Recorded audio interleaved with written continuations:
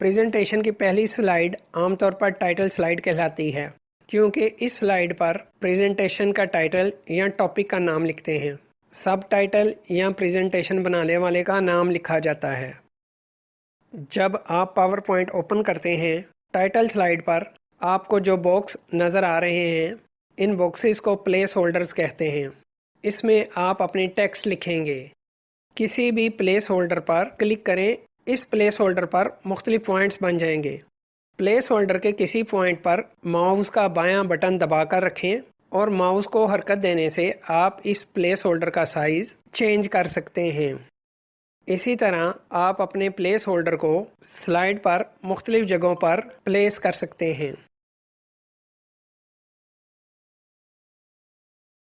हमारी प्रेजेंटेशन का टाइटल है कंप्यूटर हार्डवेयर। हम पहले टेक्स्ट बॉक्स में या पहले प्लेस होल्डर में टाइटल लिखेंगे।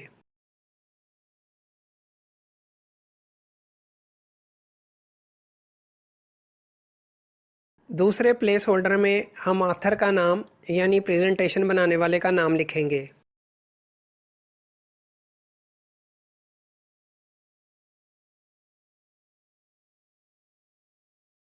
टेक्स्ट लिखने के बाद आप इस टेक्स्ट को फॉर्मेट कर सकते हैं।